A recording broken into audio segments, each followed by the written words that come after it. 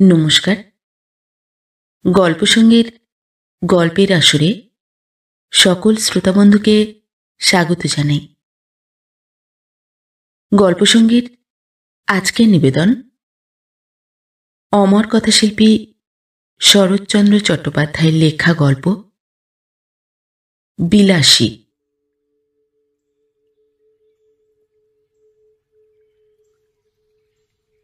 পাকা 2 ক্রোশ পথ হাঁটিয়া স্কুলে বিদ্যা অর্জন করিতে যাই। আমি একা নই, 10-12 জন। যাহাদেরই বাটি পল্লীগ্রামে তাহাদেরই ছেলেদের শতকরা 80 জনকে এমনই করিয়া বিদ্যা লাভ করিতে হয়। ইহাতে লাভের অঙ্কে শেষ পর্যন্ত একেবারে শূন্য না পড়িলেও যাহা পড়ে তাহার হিসাব করিবার পক্ষে এই কটা কথা চিন্তা করিয়া দেখিলেই যথেষ্ট হইবে। যে ছেলেদের সকাল 8টার মধ্যে বাহির হইয়া যাতায়াতে 4 ক্রোশ পথ ভাঙিতে হয়, 4 ক্রোশ মানে 8 মাইল নয়, ঢের বেশি। বর্ষার দিনে মাথার উপর মেঘের জল ও পায়ের নিচে 1 হাঁটু কাদা, এবং গ্রীষ্মের দিনে জলের বদলে কড়া সূর্য এবং কাদার বদলে ধুলার সাগর সাঁতার দিয়া স্কুল ঘর করিতে হয়। সে দুর্ভাগা বালকদের মা সরস্বতী খুশি হইয়া বর দিবেন কি? তাহাদের যন্ত্রণা দেখিয়া কোথায় যে তিনি মুখ লুকাইবেন ভাবিয়া পান না। তারপরে এই কৃতবিদ্য শিশুর দল বড় হইয়া একদিন গ্রামেই বসুন আর ক্ষুধার জ্বালায় অন্যত্রই যান। তাদের 4 ক্রোশ হাঁটা বিদ্যার তেজ আত্মপ্রকাশ করিবেই করিবে। কেহ কেহ বলেন শুনিয়াছি, আচ্ছা, যাদের ক্ষুধার জ্বালা তাদের কথা না হয় নাই ধরিলাম, কিন্তু যাদের সে জ্বালা নাই তেমনই সব ভদ্রলোকেই বা কি সুখে গ্রাম ছাড়িয়া পলায়ন করেন? তাঁরা বাস করিতে থাকিলে তো পল্লীর এত দুর্দশা হয় না। ম্যালেরিয়ার কথাটা না হয় নাই পারিলাম, সে যা, কিন্তু ওই 4 ক্রোশ হাঁটার জ্বালায় কত ভদ্রলোকই যে ছেলেপুলে লইয়া গ্রাম ছাড়িয়া শহরে পালান তাহার আর সংখ্যা নাই। তারপরে একদিন ছেলেপুলের পড়াও শেষ হয় বটে, তখন কিন্তু শহরের সুখ সুবিধা রুচি লইয়া আর তাঁদের গ্রামে ফিরিয়া আসা চলে না। কিন্তু থাক এ সকল বাজে কথা। স্কুলে যাই। 2 ক্রোশের মধ্যে এমন আরও তো 2-3খানা গ্রাম পার হইতে হয়। কার বাগানে আম পাকিতে শুরু করিয়াছে, কোন বনে বইচি ফল অপর্যাপ্ত ফলিয়াছে, কার গাছে কাঁঠাল এই পাকিল বলিয়া, কার বর্তমান রম্ভার কাঁদি কাটিয়া লইবার অপেক্ষা মাত্র, কার কানাচে ঝোপের মধ্যে আনারসের গায়ে রং ধরিয়াছে, কার পুকুর পাড়ের খেজুর মেথি কাটিয়া খাইলে ধরা পড়িবার সম্ভাবনা অল্প, এই সব খবর লইতেই সময় যায়। কিন্তু আসল যা বিদ্যা, কামস্কটকার রাজধানীর নাম কি, এবং সাইবেরিয়ার খনির মধ্যে রূপা মেলে না সোনা মেলে, এ সকল দরকারি তথ্য অবগত হইবার ফুরসতি মেলে না। কাজেই এক্সামিনের সময় এডেনকে জিজ্ঞাসা করিলে বলি পার্সিয়ার বন্দর, আর হুমায়ুনের বাপের নাম জানিতে চাহিলে লিখিয়া দিয়া আসি তোগলক খাঁ। এবং আজ 40-এর কোঠা পার হইয়াও দেখি ও সকল বিষয়ের ধারণা প্রায় একরকমই আছে। তারপরে প্রমোশনের দিন মুখ ভার করিয়া বাড়ি ফিরিয়া আসিয়া কখনো বা দল বাঁধিয়া মতলব করি মাস্টারকে ঠ্যাঙানো উচিত, কখনো বা ঠিক করি অমন বিশ্রী স্কুল ছাড়িয়া দেওয়াই কর্তব্য। আমাদের গ্রামের একটি ছেলের সঙ্গে মাঝে মাঝেই স্কুলের পথে দেখা হইত। তার নাম ছিল মৃত্যুঞ্জয়। আমাদের চেয়ে সে বয়সে অনেক বড়, 3rd ক্লাসে পড়িত। কবে যে সে প্রথম 3rd ক্লাসে উঠিয়াছিল এ খবর আমরা কেহই জানিতাম না।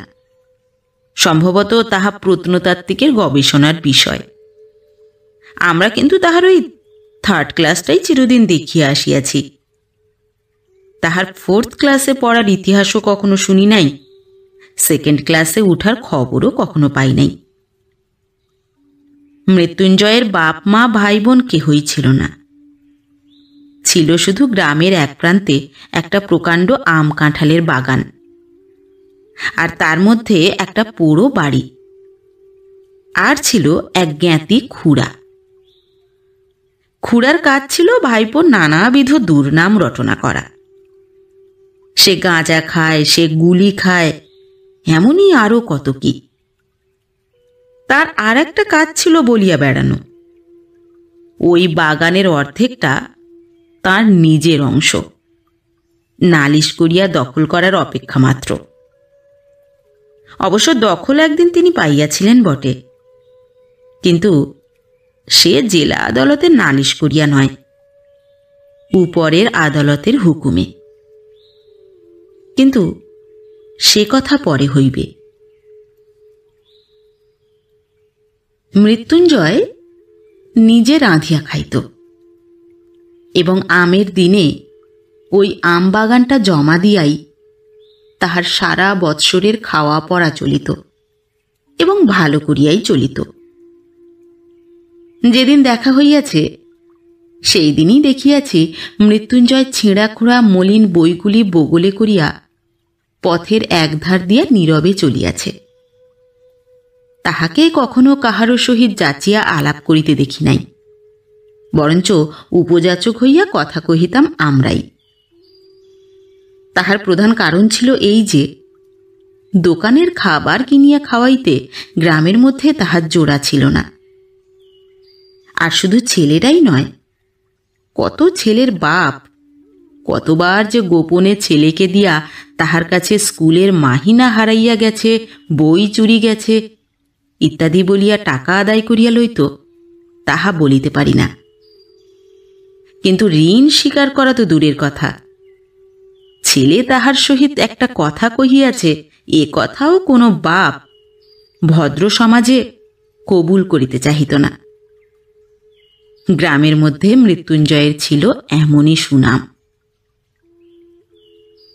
অনেকদিন মৃত্যুঞ্জয়ের সহিত দেখা নাই। একদিন শোনা গেল সে মর, আর একদিন শোনা গেল মালপাড়ার এক বুড়া মাল তাহার চিকিৎসা করিয়া এবং তাহার মেয়ে বিলাসী সেবা করিয়া মৃত্যুঞ্জয়কে জমের মুখ হইতে এ যাত্রা ফিরাইয়া আনিয়াছে। অনেকদিন তাহার অনেক মিষ্টান্নের সদ্ব্যয় করিয়াছি। মনটা কেমন করিতে লাগিল। একদিন সন্ধ্যার অন্ধকারে লুকাইয়া তাহাকে দেখিতে গেলাম। তাহার পোড়ো বাড়িতে প্রাচীরের বালাই নাই। স্বচ্ছন্দে ভিতরে ঢুকিয়া দেখি ঘরের দরজা খোলা, বেশ উজ্জ্বল একটি প্রদীপ জ্বলিতেছে, আর ঠিক সম্মুখেই তক্তপোষের উপর পরিষ্কার ধপধপে বিছানায় মৃত্যুঞ্জয় শুইয়া আছে। তাহার কঙ্কালসার দেহের প্রতি চাহিলেই বুঝা যায় বাস্তবিক যমরাজ চেষ্টা ত্রুটি কিছু করেন নাই। তবে যে শেষ পর্যন্ত সুবিধা করিয়া উঠিতে পারেন নাই, সে কেবল ওই মেয়েটির জোরে। সে শিয়রে বসিয়া পাখার বাতাস করিতেছিল। অকস্মাৎ মানুষ দেখিয়া চমকিয়া উঠিয়া দাঁড়াইল। এই সেই বুড়া সাপুরের মেয়ে বিলাসী। তাহার বয়স 18 কি 28 ঠাউর করিতে পারিলাম না, কিন্তু মুখের প্রতি চাহিবা মাত্রই টের পাইলাম বয়স যাই হোক, খাটিয়া আর রাত জাগিয়া জাগিয়া ইহার শরীরে আর কিছু নাই। ঠিক যেন ফুলদানিতে জল দিয়া ভিজাইয়া রাখা বাসি ফুলের মতো। হাত দিয়া এতটুকু স্পর্শ করিলে, এতটুকু নাড়াচাড়া করিতে গেলেই ঝরিয়া পড়িবে। মৃত্যুঞ্জয় আমাকে চিনিতে পারিয়া বলিল, কে ন্যাড়া? বলিলাম, মৃত্যুঞ্জয় কহিল, বসো। মেয়েটা ঘাড় হেঁট করিয়া দাঁড়াইয়া রহিল। মৃত্যুঞ্জয় 2-4টা কথায় যাহা কহিল তাহার মর্ম এই যে প্রায় 1.5 মাস হইতে চলিল সে শয্যাগত। মধ্যে 10-15 দিন সে অজ্ঞান অচৈতন্য অবস্থায় পড়িয়াছিল। এই কয়েকদিন হইল সে লোক চিনিতে পারিতেছে, এবং যদিচ এখনো সে বিছানা ছাড়িয়া উঠিতে পারে না, কিন্তু আর ভয় নাই। ভয় নাই থাকুক, কিন্তু ছেলে মানুষ হইলেও এটা বুঝিলাম আজও যাহার শয্যা ত্যাগ করিয়া উঠিবার ক্ষমতা হয় নাই, সেই রোগীকে এই বনের মধ্যে একাকী যে মেয়েটি বাঁচাইয়া তুলিবার ভার লইয়াছিল সে কত বড় গুরুভার। দিনের পর দিন, রাত্রির পর রাত্রি তাহার কত সেবা, কত শুশ্রূষা, কত ধৈর্য, কত রাত জাগা, সে কত বড় সাহসের কাজ। কিন্তু যে বস্তুটি এই অসাধ্য সাধন করিয়া তুলিয়াছিল তাহার পরিচয় যদিচ সেদিন পাই নাই, কিন্তু আর একদিন পাইয়াছিলাম। ফিরিবার সময় মেয়েটি আর একটি প্রদীপ লইয়া আমার আগে আগে ভাঙা প্রাচীরের শেষ পর্যন্ত আসিল। এতক্ষণ পর্যন্ত সে একটি কথাও কহে নাই। এইবারে আস্তে আস্তে বলিল, রাস্তা পর্যন্ত তোমায় রেখে আসব কি? বড় বড় আম গাছের সমস্ত বাগানটা যেন একটা জমাট অন্ধকারের মতো বোধ হইতেছিল। পথ দেখা তো দূরের কথা, নিজের হাতটা পর্যন্ত দেখা যায় না। বলিলাম, পৌঁছে দিতে হবে না, শুধু আলোটা দাও। সে প্রদীপটা আমার হাতে দিতেই তাহার উৎকণ্ঠিত মুখের চেহারাটা আমার চোখে পড়িল। আস্তে আস্তে সে বলিল, একলা যেতে ভয় করবে না তো? একটু এগিয়ে দিয়ে আসব? মেয়ে মানুষ জিজ্ঞাসা করে, ভয় করবে না তো? সুতরাং মনে যাই থাক, প্রত্যুত্তরে শুধু একটা না বলিয়াই অগ্রসর হইয়া গেলাম। সে পুনরায় কহিল, বন জঙ্গলের পথ, একটু দেখে দেখে পা ফেলে যেও।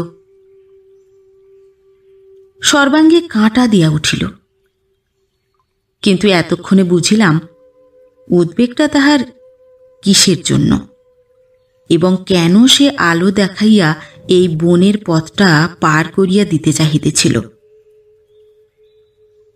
হয়তো সে নিষেধ শুনিত না, সঙ্গেই যাইত, কিন্তু পীড়িত মৃত্যুঞ্জয়কে একাকী ফেলিয়া যাইতেই বোধ করি তাহার শেষ পর্যন্ত মন সরিল না। 20-25 বিঘার বাগান, সুতরাং পথটা কম নয়। এই দারুণ অন্ধকারের মধ্যে প্রত্যেক পদক্ষেপই বোধ করি ভয়ে ভয়ে করিতে হইত, কিন্তু পরক্ষণেই মেয়েটির কথাতেই সমস্ত মন এমনই আচ্ছন্ন হইয়া রহিল যে ভয় পাইবার আর সময় পাইলাম না। কেবল মনে হইতে লাগিল একটা মৃতকল্প রোগী লইয়া থাকা কত কঠিন। মৃত্যুঞ্জয় তো যে কোনো মুহূর্তেই মরিতে পারিত। তখন সমস্ত রাত্রি এই বনের মধ্যে মেয়েটি একাকী কি করিত? কেমন করিয়া তাহার সে রাতটা কাটিত? এই প্রসঙ্গে অনেকদিন পরের একটা কথা আমার মনে পড়ে। এক আত্মীয়ের মৃত্যুকালে আমি উপস্থিত ছিলাম। অন্ধকার রাত্রি, বাটিতে ছেলেপুলে চাকর বাকর নাই, ঘরের মধ্যে শুধু তার সদ্য বিধবা স্ত্রী আর আমি। তার স্ত্রী তো শোকের আবেগে দাপাদাপি করিয়া এমন কাণ্ড করিয়া তুলিলেন যে ভয় হইল তাহারও প্রাণটা বুঝি বাহির হইয়া যায়।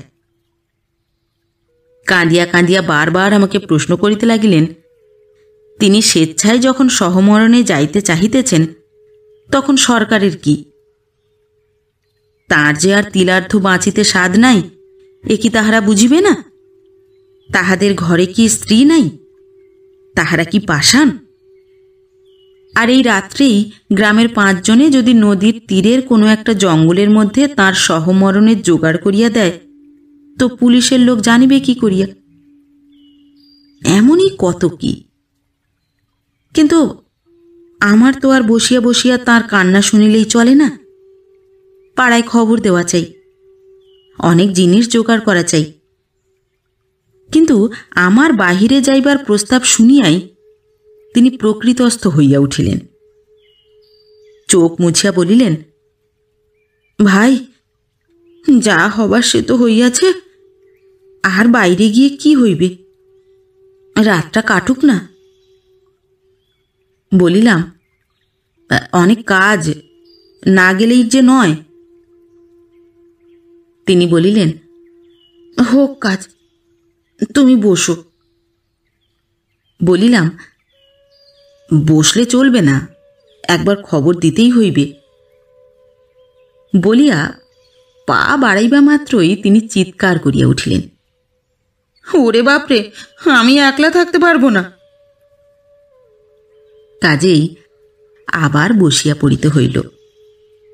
কারণ তখন বুঝিলাম যে স্বামী জ্যান্ত থাকিতে তিনি নির্ভয়ে 25 বৎসর একাকী ঘর করিয়াছেন, তার মৃত্যুটা যদি বা সহে, তার মৃতদেহটা এই অন্ধকার রাত্রে 5 মিনিটের জন্য স্ত্রীর সহিবে না। বুক যদি কিছুতে ফাটে, তো সে এই মৃত স্বামীর কাছে একলা থাকিলে। কিন্তু দুঃখটা তাহার তুচ্ছ করিয়া দেখানো আমার উদ্দেশ্য নহে, কিংবা তাহা খাঁটি নয় এ কথা বলাও আমার অভিপ্রায় নহে, কিংবা একজনের ব্যবহারেই তাহার চূড়ান্ত মীমাংসা হইয়া গেল তাহাও নহে।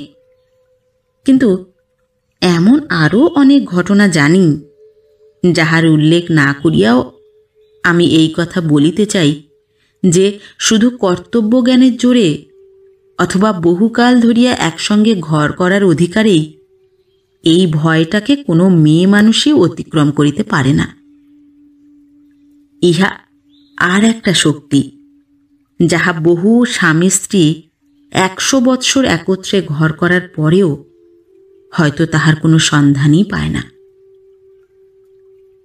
কিন্তু সহসা সেই শক্তির পরিচয় যখন কোনো নরনারীর কাছে পাওয়া যায়, তখন সমাজের আদালতে আসামি করিয়া তাহাদের দণ্ড দেওয়ার আবশ্যক যদি হয় তো হোক।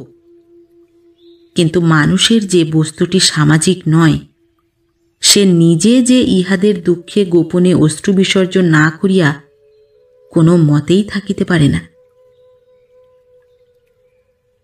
প্রায় মাস 2 মৃত্যুঞ্জয়ের খবর লই নাই। যাহারা পল্লীগ্রাম দেখেন নাই, কিংবা ওই রেলগাড়ির জানালায় মুখ বাড়াইয়া দেখিয়াছেন, তাহারা হয়তো সবিস্ময়ে বলিয়া উঠিবেন, এ কেমন কথা? এ কি কখনো সম্ভব হইতে পারে যে অত বড় অসুখটা চোখে দেখিয়া আসিয়াও মাস 2 আর তার খবরই নাই? তাহাদের অবগতির জন্য বলা আবশ্যক যে এ শুধু সম্ভব নয়, এই হইয়া থাকে। একজনের বিপদে পাড়াশুদ্ধ ঝাঁক বাঁধিয়া উপুর হইয়া পড়ে, এই যে একটা জনশ্রুতি আছে, জানি না তাহা সত্যযুগের পল্লীগ্রামের ছিল কিনা, কিন্তু একালে তো কোথাও দেখিয়াছি বলিয়া মনে করিতে পারি না। তবে তাহার মরার খবর যখন পাওয়া যায় নাই, তখন সে যে বাঁচিয়া আছে এ ঠিক। এমনই সময়ে হঠাৎ একদিন কানে গেল, মৃত্যুঞ্জয়ের সেই বাগানের অংশীদার খুড়া তোলপাড় করিয়া বেড়াইতেছে যে গেল গেল, গ্রামটা এবার রসাতলে গেল। নালতের মৃত্যুর বলিয়া সমাজে আর তাঁর মুখ বাহির করিবার জোর হইল না। অকাল কুষ্মাণ্ডটা একটা সাপুরের মেয়ে নিকা করিয়া ঘরে আনিয়াছে। আর শুধু নিকা নয়, তাও না হয় চুলায় যাক, তাহার হাতে ভাত পর্যন্ত খাইতেছে। গ্রামে যদি ইহার শাসন না থাকে তো বনে গিয়া বাস করিলেই তো হয়। করলা হরিপুরের সমাজ একথা শুনিলে যে, ইত্যাদি ইত্যাদি। তখন ছেলে বুড়া সকলেরই মুখে ওই এক কথা, হ্যাঁ, এ হইল কি? কলি কি সত্যিই উল্টাইতে বসিল? খুড়া বলিয়া বেড়াইতে লাগিলেন, এ যে ঘটিবে তিনি অনেক আগেই জানিতেন। তিনি শুধু তামাশা দেখিতেছিলেন, কোথাকার জল কোথায় গিয়া মরে। নইলে পর নয়, প্রতিবেশী নয়, আপনার ভাইপো, তিনি কি বাড়ি লইয়া যাইতে পারিতেন না? তাহার কি ডাক্তার বৈদ্য দেখাইবার ক্ষমতা ছিল না? তবে কেন যে করেন নাই, এখন দেখুক সবাই। কিন্তু আর তো চুপ করিয়া থাকা যায় না। এ যে মিত্তির বংশের নাম ডুবিয়া যায়, গ্রামের যে মুখ পড়ে। তখন আমরা গ্রামের লোক মিলিয়া যে কাজটা করিলাম, তাহা মনে করিলে আমি আজও লজ্জায় মরিয়া যাই। খুড়া চলিলেন নালতের মিত্তির বংশের অভিভাবক হইয়া, আর আমরা 10-12 জন সঙ্গে চলিলাম গ্রামের বদনদগ্ধ না হয় এই জন্য। মৃত্যুঞ্জয়ের পুরো বাড়িতে গিয়া যখন উপস্থিত হইলাম, তখন সবেমাত্র সন্ধ্যা হইয়াছে। মেয়েটি ভাঙা বারান্দার একধারে রুটি গড়িতেছিল। অকস্মাৎ লাঠি সোটা হাতে এতগুলি লোককে উঠানের উপর দেখিয়া ভয়ে নীলবর্ণ হইয়া গেল। খুড়ো ঘরের মধ্যে উঁকি মারিয়া দেখিলেন মৃত্যুঞ্জয় শুইয়া আছে। চট করিয়া শিকলটা টানিয়া দিয়া সেই ভয়ে মৃতপ্রায় মেয়েটিকে সম্ভাষণ শুরু করিলেন। বলা বাহুল্য, জগতের কোনো খুড়া কোনো কালে বোধ করি ভাইপোর স্ত্রীকে ওরূপ সম্ভাষণ করে নাই। সে এমনই যে মেয়েটি হীন সাপুরের মেয়ে হইয়াও তাহা সহিতে পারিল না। চোখ তুলিয়া বলিল, বাবা আমারে বাবুর সাথে নিকে দিয়েছে জানো। খুড়া বলিলেন, তবে রে, ইত্যাদি ইত্যাদি। এবং সঙ্গে সঙ্গেই 10-12 জন বীর দর্পে হুঙ্কার দিয়া তাহার ঘাড়ে পড়িল। কেহ ধরিল চুলের মুঠি, কেহ ধরিল কান, কেহ ধরিল হাত দুটো। এবং যাহাদের সে সুযোগ ঘটিল না, তাহারাও নিশ্চেষ্ট হইয়া রহিল না। কারণ সংগ্রামস্থলে আমরা কাপুরুষের ন্যায় চুপ করিয়া থাকিতে পারি। আমাদের বিরুদ্ধে এত বড় দুর্নাম রটনা করিতে বোধ করি নারায়ণের কর্তৃপক্ষেরও চক্ষু লজ্জা হইবে। এইখানে একটা অবান্তর কথা বলিয়া রাখি। শুনিয়াছি নাকি বিলাত প্রভৃতি ম্লেচ্ছ দেশে পুরুষদের মধ্যে একটা কুসংস্কার আছে। স্ত্রীলোক দুর্বল এবং নিরুপায় বলিয়া তাহার গায়ে হাত তুলিতে নাই। ইয়ে আবার একটা কি কথা? সনাতন হিন্দু এ কুসংস্কার মানে না। আমরা বলি, যাহারই গায়ে জোর নাই তাহারই গায়ে হাত তুলিতে পারা যায়, তা সে নরনারী যাই হোক না কেন।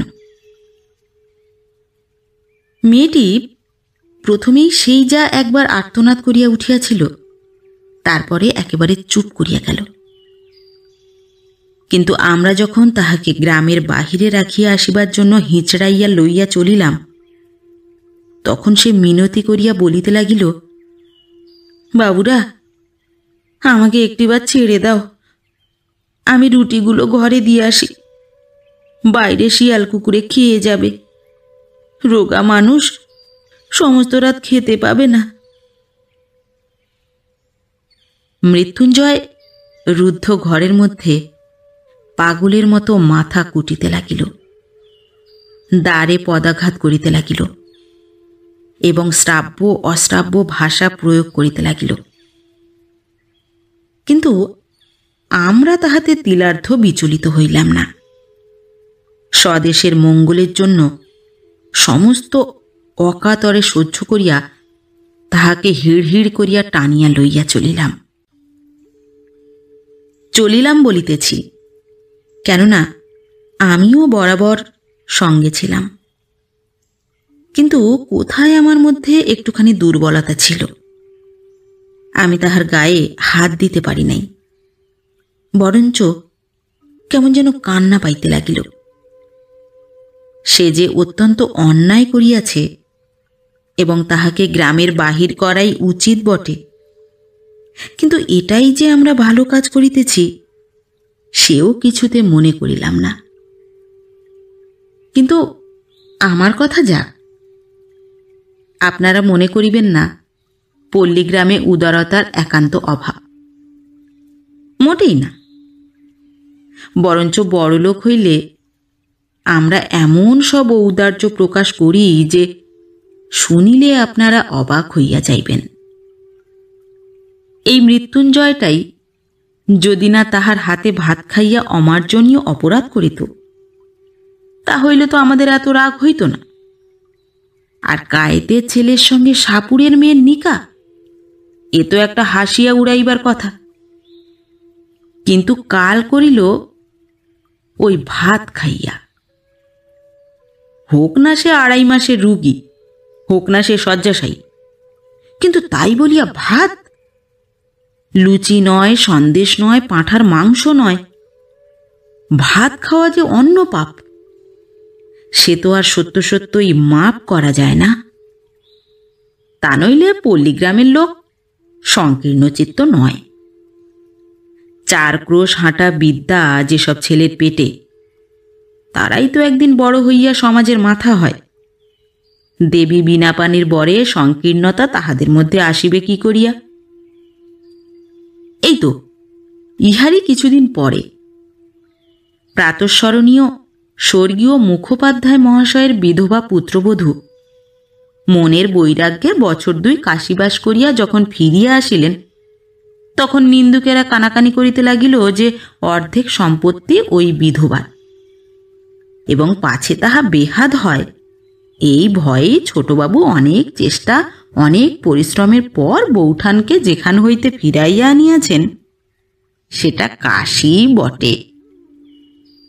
যাই হোক, ছোটবাবু তাহার স্বাভাবিক ঔদার্যে গ্রামের 12 পূজা বাবদ 200 টাকা দান করিয়া 5খানা গ্রামের ব্রাহ্মণের সদক্ষিণা উত্তম ফলাহারের পর প্রত্যেক সৎ ব্রাহ্মণের হাতে যখন একটা করিয়া কাঁসার গেলাস দিয়া বিদায় করিলেন, তখন ধন্য ধন্য করিয়া গেল।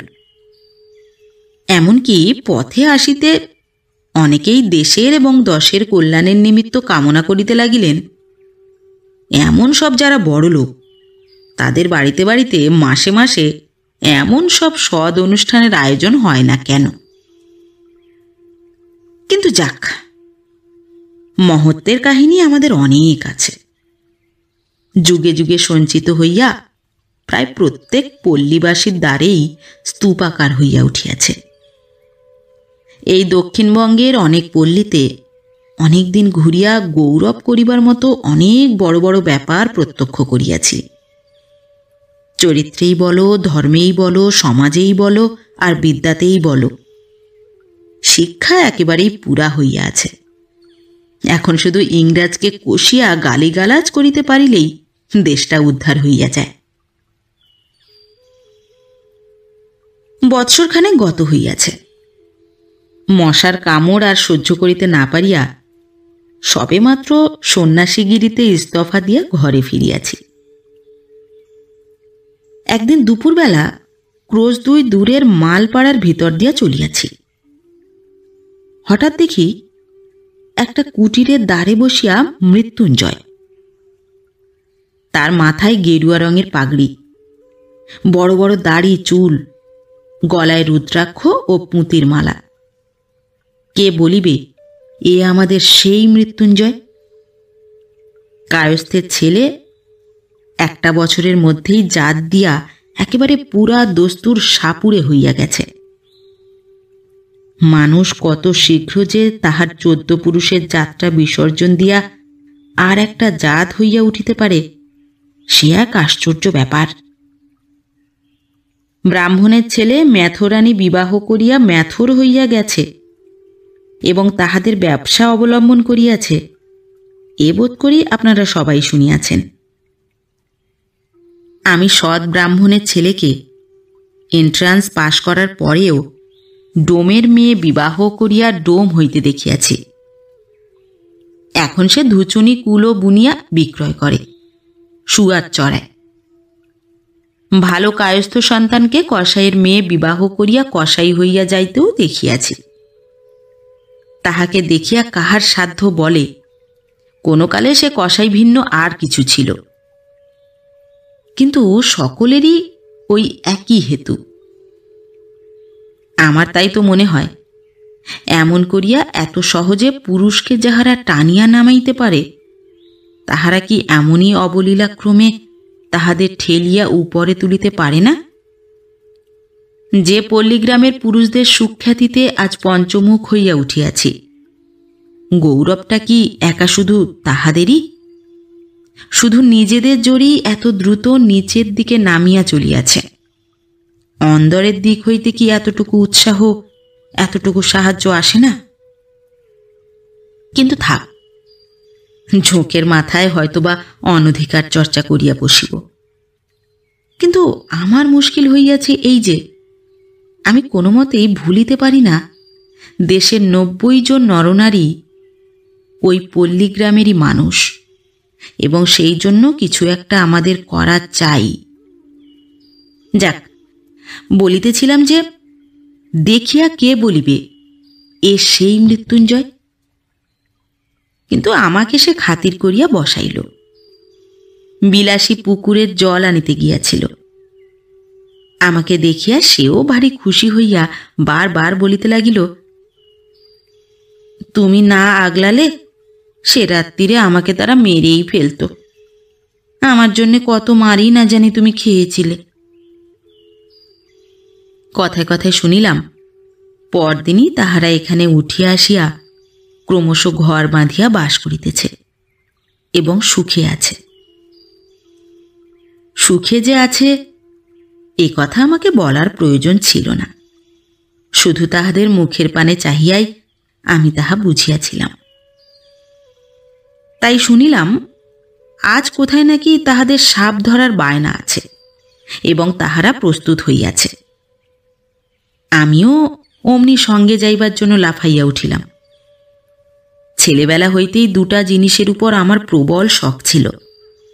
এক ছিল গোখরো কেউটে সাপ ধরিয়া পোষা, আর ছিল মন্ত্র সিদ্ধ হওয়া। সিদ্ধ হওয়ার উপায় তখনও খুঁজিয়া বাহির করিতে পারি নাই, কিন্তু মৃত্যুঞ্জয়কে ওস্তাদ লাভ করিবার আশায় আনন্দে উৎফুল্ল হইয়া উঠিলাম। সে তাহার নামজাদা শ্বশুরের শিষ্য, সুতরাং মস্ত লোক। আমার ভাগ্য যে অকস্মাৎ এমন সুপ্রসন্ন হইয়া উঠিবে তাহা কে ভাবিতে পারিত? কিন্তু শক্ত কাজ এবং ভয়ের কারণ আছে বলিয়া প্রথমে তাহারা উভয়েই আপত্তি করিল। কিন্তু আমি এমনই নাছোড়বান্দা হইয়া উঠিলাম যে মাসখানেকের মধ্যে আমাকে সাগরেদ করিতে মৃত্যুঞ্জয় পথ পাইল না। সাপ ধরার মন্ত্র এবং হিসাব শিখাইয়া দিল এবং কবজিতে ওষুধ সমেত মাদুলি বাঁধিয়া দিয়া সাপুরে বানাইয়া তুলিল। মন্ত্রটা কি জানেন? তার শেষটা আমার মনে আছে। ওরে কেউটে তুই মনসার বাহন, মনসা দেবী আমার মা, ওলট পালট পাতাল ফোঁড়, ঢোঁড়ার বিষ তুই নে, তোর বিষ ঢোঁড়ারে দে, দুধরাজ মণিরাজ কার আজ্ঞে, বিষহরীর আজ্ঞে। ইহার মানে যে কি তাহা আমি জানি না, কারণ যিনি এই মন্ত্রের দ্রষ্টা ঋষি ছিলেন নিশ্চয়ই কেহ না কেহ ছিলেন, তার সাক্ষাৎ কখনো পাই নাই। অবশেষে একদিন এই মন্ত্রের সত্য মিথ্যার চরম মীমাংসা হইয়া গেল বটে, কিন্তু যতদিন না হইল ততদিন সাপ ধরার জন্য চতুর্দিকে প্রসিদ্ধ হইয়া গেলাম। সবাই বলা বলি করিতে লাগিল, হ্যাঁ, ন্যাড়া একজন গুণী লোক বটে। সন্ন্যাসী অবস্থায় কামাখ্যায় গিয়া সিদ্ধ হইয়া আসিয়াছে। এতটুকু বয়সের মধ্যে এত বড় ওস্তাদ হইয়া অহংকারে আমার আর মাটিতে পা পড়ে না, এমনই জো হইল। বিশ্বাস করিল না শুধু দুইজন।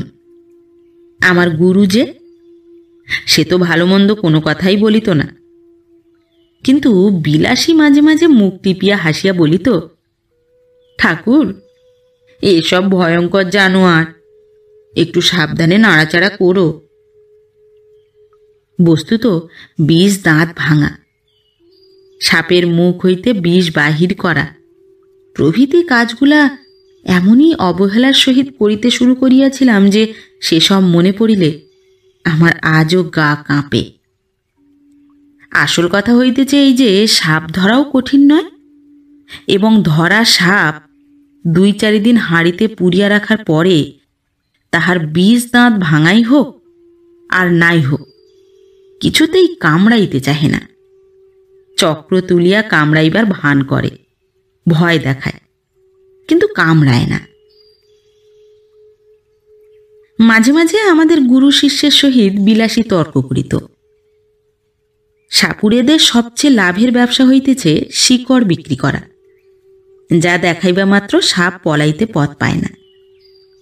কিন্তু তার পূর্বে সামান্য একটু কাজ করিতে হইত। যে সাপটা শিকড় দেখিয়া পলাইবে তাহার মুখে একটা লোহার শিক পুড়াইয়া বার কয়েক ছ্যাঁকা দিতে হয়। তারপরে তাহাকে শিকড়ই দেখানো হোক আর একটা কাঠিই দেখানো হোক, সে যে কোথায় পলাইবে ভাবিয়া পায় না। এই কাজটার বিরুদ্ধে বিলাসী ভয়ানক আপত্তি করিয়া মৃত্যুঞ্জয়কে বলিত, দেখো, এমন করিয়া মানুষ ঠকাইও না। মৃত্যুঞ্জয় কহিত, সবাই করে, এতে দোষ কি?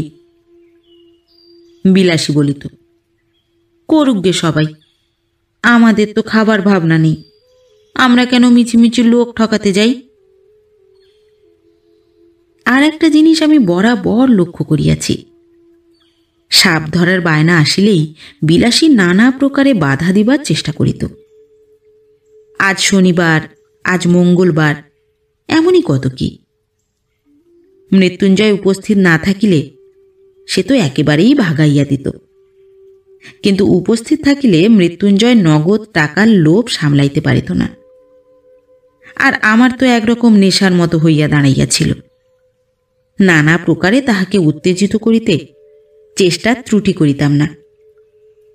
বস্তুত ইহার মধ্যে মজা ছাড়া ভয় যে কোথাও ছিল, এ আমাদের মনেই স্থান পাইত না। কিন্তু এই পাপের দণ্ড আমাকে একদিন ভালো করিয়াই দিতে হইল।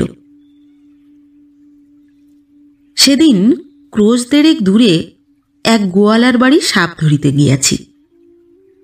বিলাসী বরাবরই সঙ্গে যাইত, আজও সঙ্গে গেল।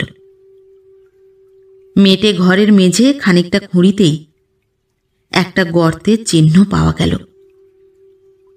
আমরা কেহই লক্ষ্য করি নাই, কিন্তু বিলাসী সাপুরের মেয়ে। সে হেঁট হইয়া কয়েক টুকরা কাগজ তুলিয়া লইয়া আমাকে বলিল, ঠাকুর, একটু সাবধানে খুঁড়ো, সাপ একটা নয়, এক জোড়া তো আছে বটে, হয়তোবা বেশিও থাকতে পারে। মৃত্যুঞ্জয় বলিল, এরা যে বলে একটাই এসে ঢুকেছে, একটাই দেখতে পাওয়া গেছে। বিলাসী কাগজ দেখাইয়া কহিল, দেখছ না, বাসা করেছিল। মৃত্যুঞ্জয় কহিল, কাগজ তো ইঁদুরেও আনতে পারে। বিলাসী কহিল, দুই হতে পারে, কিন্তু দুটো আছেই, আমি বলছি।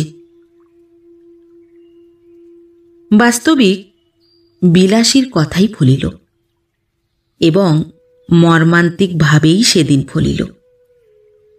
মিনিট 10 মধ্যেই একটা প্রকাণ্ড খরিশ গোখরো ধরিয়া ফেলিয়া মৃত্যুঞ্জয় আমার হাতে দিল। কিন্তু সেটাকে ঝাঁপির মধ্যে পুড়িয়া ফিরিতে না ফিরিতেই মৃত্যুঞ্জয় উফ করিয়া নিঃশ্বাস ফেলিয়া বাহিরে আসিয়া দাঁড়াইল। তাহার হাতের উল্টা পিঠ দিয়া ঝরঝর করিয়া রক্ত পড়িতেছিল। প্রথমটা সবাই যেন হতবুদ্ধি হইয়া গেলাম, কারণ সাপ ধরিতে গেলে সে পলাইবার জন্য ব্যাকুল না হইয়া বরঞ্চ গর্ত হইতে এক হাত মুখ বাহির করিয়া দংশন করে, এমন অভাবনীয় ব্যাপার জীবনে এই একটিবার মাত্র দেখিয়াছি। পরক্ষণেই বিলাসী চিৎকার করিয়া ছুটিয়া গিয়া আঁচল দিয়া তাহার হাতটা বাঁধিয়া ফেলিল এবং যত রকমের শিকড় বাকড় সে সঙ্গে আনিয়াছিল সমস্তই তাহাকে চিবাইতে দিল। মৃত্যুঞ্জয়ের নিজের মাদুলি তো ছিলই, তাহার উপরে আমার মাদুলিটাও খুলিয়া তাহার হাতে বাঁধিয়া দিলাম। আশা বিষ ইহার ঊর্ধ্বে আর উঠিবে না, এবং আমার সেই বিষহরীর আজ্ঞে মন্ত্রটা সতেজে বারবার আবৃত্তি করিতে লাগিলাম। চতুর্দিকে ভিড় জমিয়া গেল এবং অঞ্চলের মধ্যে যেখানে যত গুণী ব্যক্তি আছেন সকলকে খবর দিবার জন্য দিকে দিকে লোক ছুটিল। বিলাসীর বাপকেও সংবাদ দিবার জন্য লোক গেল। আমার মন্ত্র পড়ার আর বিরাম নেই, কিন্তু ঠিক সুবিধা হইতেছে বলিয়া মনে হইল না। তথাপি আবৃত্তি সমভাবেই চলিতে লাগিল। কিন্তু মিনিট 15-20 পরেই যখন মৃত্যুঞ্জয় একবার বমি করিয়া নাকে কথা কহিতে শুরু করিয়া দিল, তখন বিলাসী মাটির উপরে একেবারে আছাড় খাইয়া পড়িল। আমিও বুঝিলাম আমার বিষহরীর দোহাই বুঝিবা আর খাটে না। নিকটবর্তী আরও 2-4 জন ওস্তাদ আসিয়া পড়িলেন এবং আমরা কখনো বা একসঙ্গে কখনো বা আলাদা 33 কোটি দেবদেবীর দোহাই পাড়িতে লাগিলাম। কিন্তু বিষ দোহাই মানিল না। রোগীর অবস্থা ক্রমেই মন্দ হইতে লাগিল। যখন দেখা গেল ভালো কথায় হইবে না, তখন 3-4 জন রোজা মিলিয়া বিষকে এমনই অকথ্য অশ্রাব্য গালিগালাজ করিতে লাগিল, বিষের কান থাকিলে সে মৃত্যুঞ্জয় তো মৃত্যুঞ্জয়, সেদিন দেশ ছাড়িয়া পলাইত। কিন্তু কিছুতেই কিছু হইল না। আরও আধ ঘণ্টা ধস্তাধস্তির পরে রোগী তাহার বাপ মায়ের দেওয়া মৃত্যুঞ্জয় নাম, তাহার শ্বশুরের দেওয়া মন্ত্র ঔষধি সমস্ত মিথ্যা প্রতিপন্ন করিয়া ইহলোকের লীলা সাঙ্গ করিল। বিলাসী তাহার স্বামীর মাথাটা কোলে করিয়া বসিয়াছিল। সে যেন একেবারে পাথর হইয়া গেল। যাক, তাহার দুঃখের কাহিনীটা আর বাড়াইব না। কেবল এইটুকু বলিয়া শেষ করিব যে সে 7 দিনের বেশি বাঁচিয়া থাকাটা সহিতে পারিল না। আমাকে শুধু একদিন বলিয়াছিল, ঠাকুর, আমার মাথার দিব্যি রইল, এসব তুমি আর কখনো করো না। আমার মাদুলি কবচ তো মৃত্যুঞ্জয়ের সঙ্গে সঙ্গে কবরে গিয়াছিল, ছিল শুধু বিষহরীর আজ্ঞা।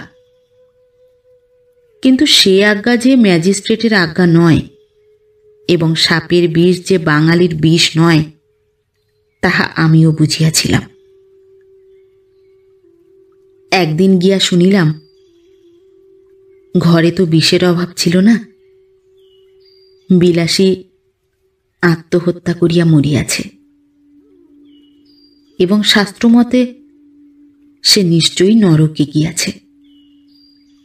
কিন্তু যেখানেই যাক, আমার নিজের যখন যাইবার সময় আসিবে, তখন ওইরূপ কোনো একটা নরকে যাওয়ার প্রস্তাবে পিছাইয়া দাঁড়াইব না, এইমাত্র বলিতে পারি। খুড়ামশাই 16 আনা বাগান দখল করিয়া অত্যন্ত বিজ্ঞের মতো চারিদিকে বলিয়া বেড়াইতে লাগিলেন, ওর যদি না অপঘাত মৃত্যু হবে তো হবে কার? পুরুষ মানুষ অমন একটা ছেড়ে 10টা করুক না, তাতে তো তেমন আসে যায় না, না হয় একটু নিন্দাই হতো, কিন্তু হাতে ভাত খেয়ে মরতে গেলি কেন? নিজে মোলো, আমার পর্যন্ত মাথা হেঁট করে দিল। না পেলে এক ফোঁটা আগুন, না পেলে একটা পিণ্ডি, না হলো একটা ভুজ্জি উচ্ছুক। গ্রামের লোক এক বাক্যে বলিতে লাগিল, তাহাতে আর সন্দেহ কি, অন্য পাপ। বাপ রে, এর কি আর প্রায়শ্চিত্ত আছে? বিলাসীর আত্মহত্যার ব্যাপারটাও অনেকের কাছে পরিহাসের বিষয় হইল। আমি প্রায়ই ভাবি, এ অপরাধ হয়তো ইহারা উভয়েই করিয়াছিল, কিন্তু মৃত্যুঞ্জয় তো পল্লীগ্রামেরই ছেলে, পাড়া গাঁয়ের তেলে জলেই তো মানুষ। তবু এত বড় দুঃসাহসের কাজে প্রবৃত্ত করিয়াছিল তাহাকে যে বস্তুটা, সেটা কেহ একবার চোখ মেলিয়া দেখিতে পাইল না। আমার মনে হয়, যে দেশের নরনারীর মধ্যে পরস্পরের হৃদয় জয় করিয়া বিবাহ করিবার রীতি নাই, বরঞ্চ তাহা নিন্দার সামগ্রী, যে দেশের নরনারী আশা করিবার সৌভাগ্য আকাঙ্ক্ষা করিবার ভয়ঙ্কর আনন্দ হইতে চিরদিনের জন্য বঞ্চিত, যাহাদের জয়ের গর্ব পরাজয়ের ব্যথা কোনোটাই জীবনে একটিবারও বহন করিতে হয় নাই, যাহাদের ভুল করিবার দুঃখ আর ভুল না করিবার আত্মপ্রসাদ কিছুরই বালাই নাই, যাহাদের প্রাচীন এবং বহুদর্শী বিজ্ঞ সমাজ সর্বপ্রকারের হাঙ্গামা হইতে অত্যন্ত সাবধানে দেশের লোককে তফাত করিয়া আজীবন কেবল ভালোটি হইয়া থাকিবারই ব্যবস্থা করিয়া দিয়াছেন, তাই বিবাহ ব্যাপারটা যাহাদের শুধু নিছক কন্ট্রাক্ট, তা সে যতই কেননা বৈদিক মন্ত্র দিয়া ডকুমেন্ট পাকা করা হোক, সে দেশের লোকের সাধ্যই নাই মৃত্যুঞ্জয়ের অন্য পাপের কারণ বোঝে। বিলাসীকে যাহারা পরিহাস করিয়াছিলেন, তাহারা সকলেই সাধু গৃহস্থ এবং সাধ্বী গৃহিণী। অক্ষয় সতীলোক তাহারা সবাই পাইবেন, তাও আমি জানি, কিন্তু সেই সাপুরের মেয়েটি যখন একটি পীড়িত শয্যাগত লোককে তিল তিল করিয়া জয় করিতেছিল, তাহার তখনকার সে গৌরবের কণামাত্রও হয়তো আজিও ইহাদের কেহ চোখে দেখেন নাই। মৃত্যুঞ্জয় হয়তো নিতান্তই একটা তুচ্ছ মানুষ ছিল, কিন্তু তাহার হৃদয় জয় করিয়া দখল করার আনন্দটাও তুচ্ছ নয়, সে সম্পদও অকিঞ্চিৎকর নহে। এই বস্তুটাই এদেশের লোকের পক্ষে বুঝিয়া ওঠা কঠিন। আমি ভূদেববাবুর পারিবারিক প্রবন্ধেরও দোষ দিব না এবং শাস্ত্রীয় তথা সামাজিক বিধি ব্যবস্থারও নিন্দা করিব না। করিলেও মুখের উপর কড়া জবাব দিয়া যাহারা বলিবেন এই হিন্দু সমাজ তাহার নির্ভুল বিধি ব্যবস্থার জোরেই অত শতাব্দীর অতগুলা বিপ্লবের মধ্যে বাঁচিয়া আছে, আমি তাহাদেরও অতিশয় ভক্তি করি। প্রত্যুত্তরে আমি কখনোই বলিব না টিকিয়া থাকাই চরম সার্থকতা নয় এবং অতিকায় হস্তি লোপ পাইয়াছে কিন্তু তেলাপোকা টিকিয়া আছে। আমি শুধু এই বলিব যে বড়লোকের নন্দগোপালটির মতো দিবারাত্রি চোখে চোখে এবং কোলে কোলে রাখিলে যে সে বেশটি থাকিবে তাহাতে কোনোই সন্দেহ নাই, কিন্তু একেবারে তেলাপোকাটির মতো বাঁচাইয়া রাখার চেয়ে এক আধবার কোল হইতে নামাইয়া আরও 5 জন মানুষের মতো 2-1 পা হাঁটিতে দিলেও প্রায়শ্চিত্ত করার মতো পাপ হয় না।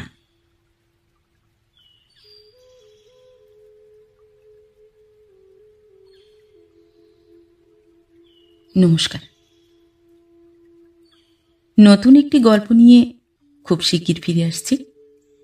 ততক্ষণ সবাই ভালো থাকবেন, সুস্থ থাকবেন। গল্প পাঠ কেমন লাগলো অবশ্যই কমেন্ট করে জানাবেন এবং ভিন্ন ভিন্ন স্বাদের অডিও স্টোরি শোনার জন্য অবশ্যই চ্যানেলটি সাবস্ক্রাইব করবেন। ধন্যবাদ।